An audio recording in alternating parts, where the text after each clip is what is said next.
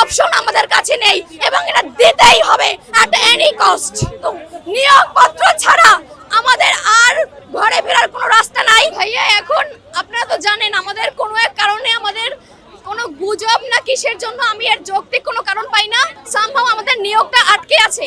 এখন মাননীয় শিক্ষামন্ত্রী যখন মন্ত্রিত্ব পান নাই, তার আগে যখন সামাজিক মাধ্যমে গুঞ্জন উঠেছে তিনি মন্ত্রিত্ব পাবেন, তখন থেকে তার উপর আমাদের সবার ভরসা যে আমরা শিক্ষা খাতকে অনেক এগিয়ে যেতে দেখব।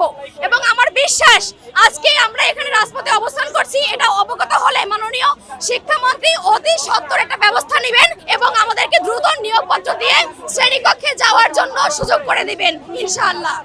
ভাইয়া দাবি যদি সহজে মেনে নেয় আলহামদুলিল্লাহ ঘরে উঠে যাব, যদি সহজে না মেনে নেয় আমরা আরো কঠিন হতে বাধ্য হব। কিন্তু নিয়োগপত্র ছাড়া আমাদের আর ঘরে ফেরার কোনো রাস্তা নাই। আমাদের সামনে দুইটা হয় নিয়োগপত্র দেবে নয়তো নিয়োগপত্রই দেবে, এছাড়া আর কোনো অপশন আমাদের কাছে নেই এবং এটা দিতেই হবে অ্যাট এনি কস্ট। এর শিক্ষা খাত এমনিতেই অনেক অবহেলায় মধ্যে আছে আপনারা জানেন, তবে আমার বিশ্বাস যে এই শিক্ষামন্ত্রী যখন এসেছেন ইনি শিক্ষা খাতকে অনেক দূর এগিয়ে নিয়ে যাবেন। তবে সেসব কথা অনেক লেন্দি হয়ে যাবে যেহেতু অনেক দূরদর্শী চিন্তা ভাবনা। কিন্তু আমি আপাতত আমাদের এই নিয়োগ ছাড়া আর কিচ্ছু চাই না, আমাদের দাবি শুধুমাত্র নিয়োগপত্র।